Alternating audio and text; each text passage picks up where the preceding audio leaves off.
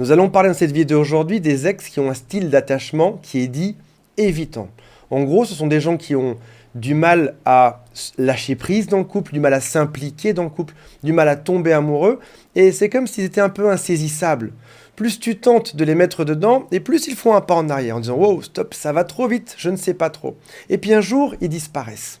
Alors, c'est frustrant, parce qu'on a beaucoup donné pour que ça fonctionne.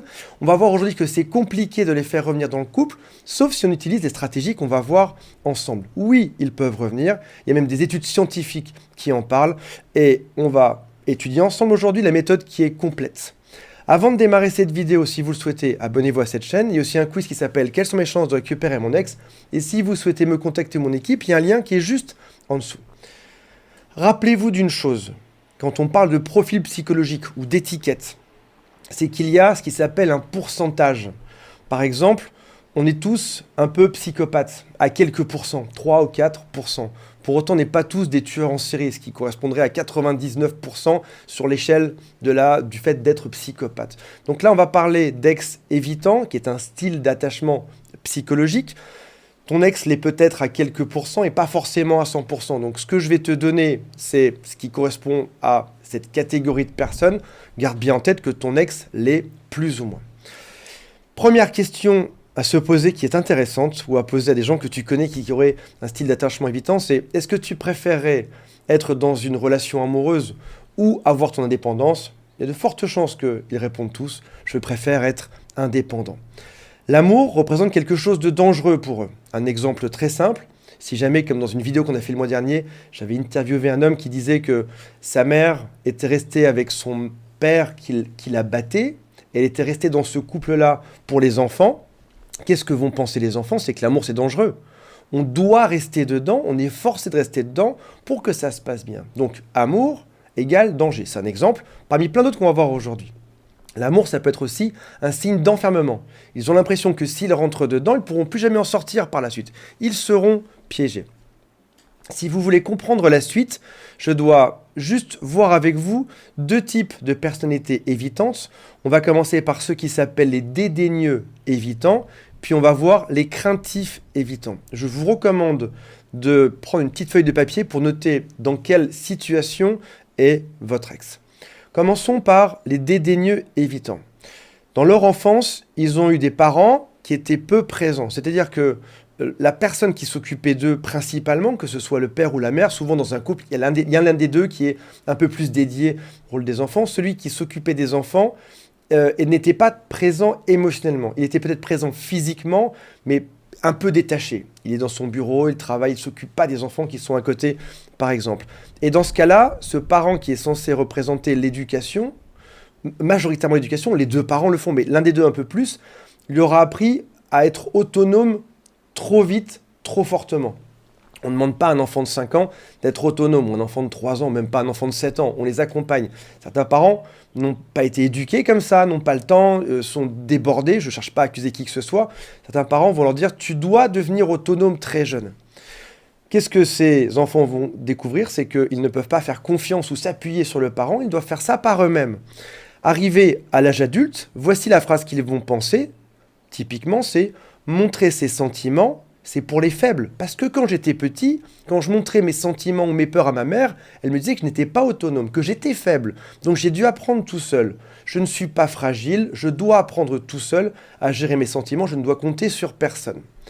C'est des gens qui n'ont pas beaucoup d'anxiété, mais par contre qui ont beaucoup d'évitement. Ils vont éviter les relations à tout prix, parce qu'ils savent que déjà c'est pas ce qu'on leur a appris, et en plus que ça peut être dangereux par la suite.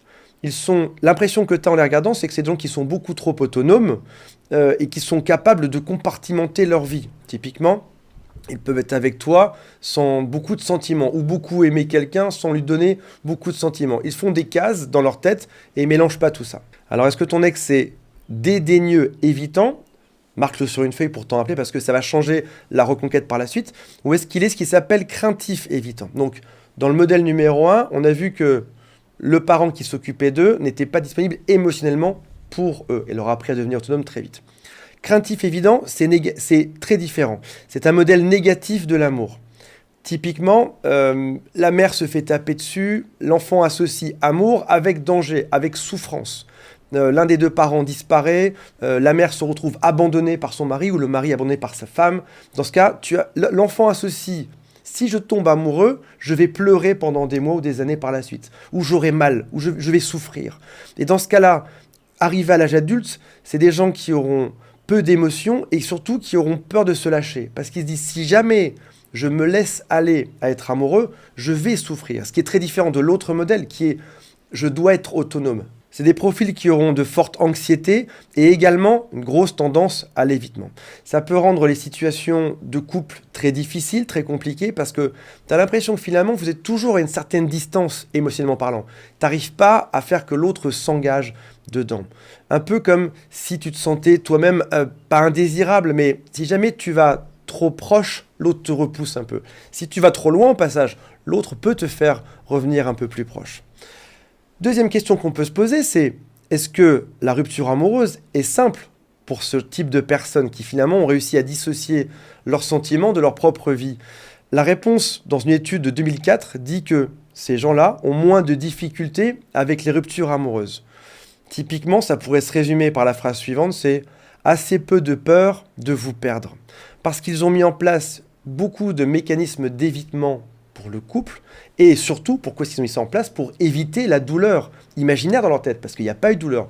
Mais dans leur tête, si jamais ils se laissent à être amoureux, ce sera compliqué. Donc, ils mettent une chape de plomb sur leurs sentiments, et ils préfèrent ne pas les regarder. C'est une mauvaise interprétation de leur part de l'amour, qui est censé être quelque chose de positif, plein de roses, plein de petits cœurs partout, plein de bisous, quelque chose de bon pour le cœur. C'est ça que vous pensez probablement, si vous regardez cette vidéo. Pour eux, pas du tout. Pour eux, ça représente la crainte, la peur, l'abandon, la souffrance, etc. Une personne évitante peut même être soulagée lorsqu'il y a une rupture amoureuse. Ça y est, ouf, j'ai réussi à éviter le danger, je n'aurai plus rien à craindre. Encore une fois, on parle de pourcentage. Si c'est quelques pourcents, ça change beaucoup de si tu es sur un haut niveau d'évitement.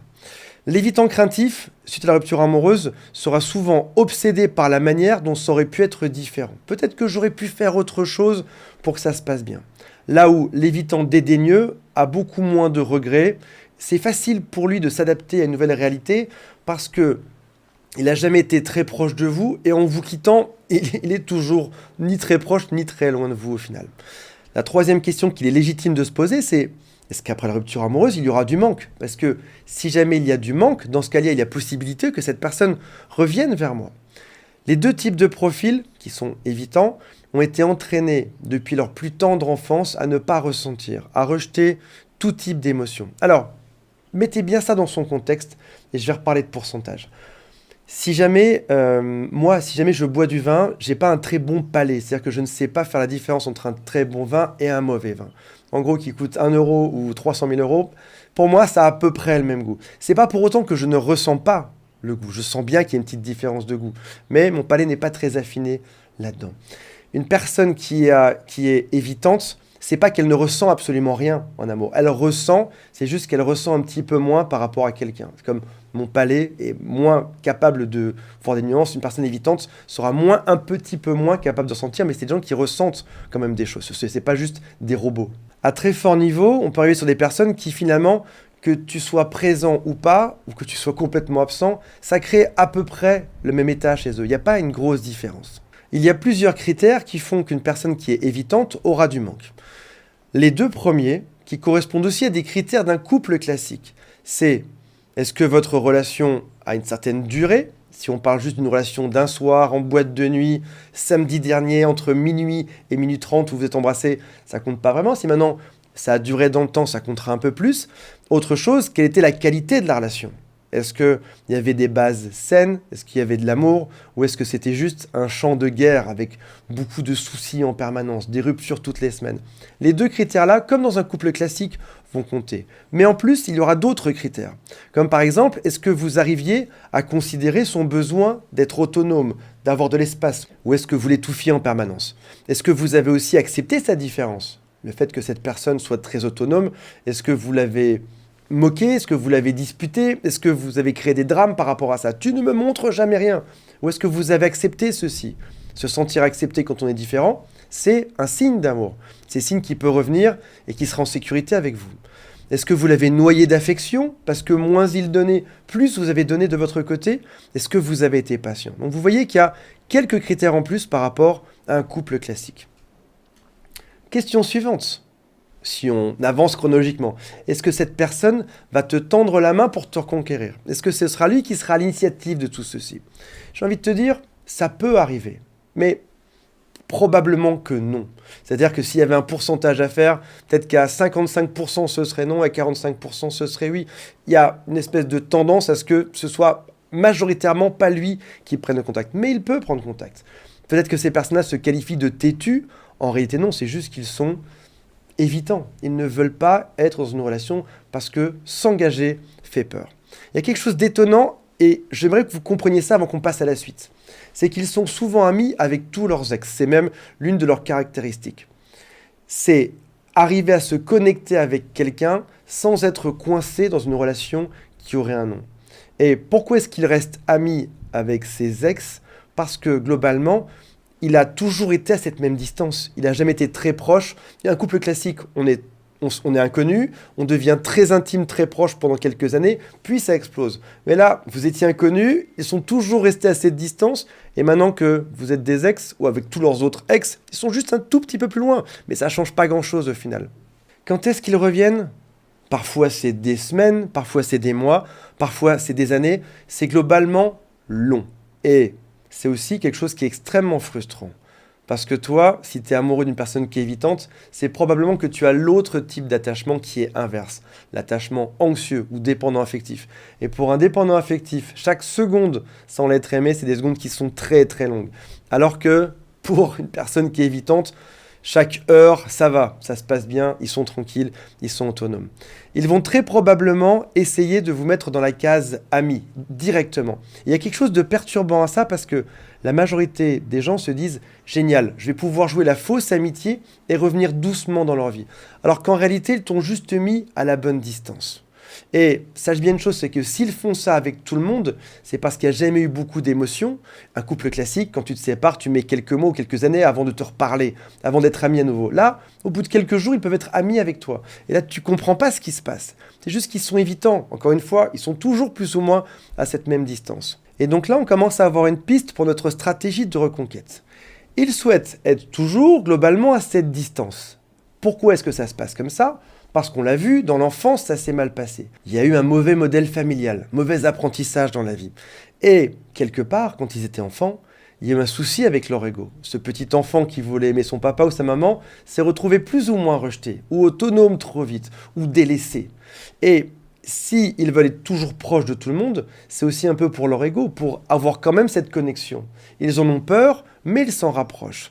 Ils sont éduqués à devenir autonomes parce que la raison initiale, c'est que ils ont compris en tout cas que leurs parents leur montraient qu'ils n'avaient pas de valeur. Je ne dis pas que les parents l'ont dit clairement, mais en tout cas c'est comme ça que ça a été interprété de leur côté. Tu n'as pas de valeur, je ne m'occuperai pas de toi, donc tu dois être autonome. C'est pour ça que si jamais tu en profites un petit peu et que tu crées un vrai silence radio, ils veulent revenir, tu dis non, pas tout de suite, je dois réfléchir. Finalement tu les repousses. Et ça, ils ne veulent pas non plus. Ils veulent toujours rester à ces distances. Et si tu les repousses, ça signifie qu'ils n'ont pas de valeur. Ils retournent dans un schéma enfantin qu'ils connaissent finalement. Ça signifie que tu dois faire un silence radio, tu dois montrer que tu es dans une introspection, tu dois montrer que tu comprends ce qu'ils ressentent, que tu comprends leurs besoins d'espace et d'autonomie, et qu'au bout d'un moment, tu dois initier avec un message. Une fois que tu as fait ce silence radio pour revenir, sans non plus noyer l'autre de messages. Tu acceptes la rupture amoureuse, tu pars en silence radio, tu fais ton introspection, tu lui montres que tu es en train de progresser. Au bout de quelques semaines à quelques mois, tu reviens, tu inities avec un message, tu reprends contact. Si jamais il ne te répond pas directement, sache bien qu'une personne qui a le profil évitant n'est pas très pressée par tout ceci. Il ne se sent pas bloqué ou obligé de répondre. Il peut se dire « je répondrai un jour » et mettre 2 heures, 3 heures, même 2 jours à te répondre. C'est pas quelque chose de méchant vis-à-vis de toi. C'est juste que c'est sa façon de faire.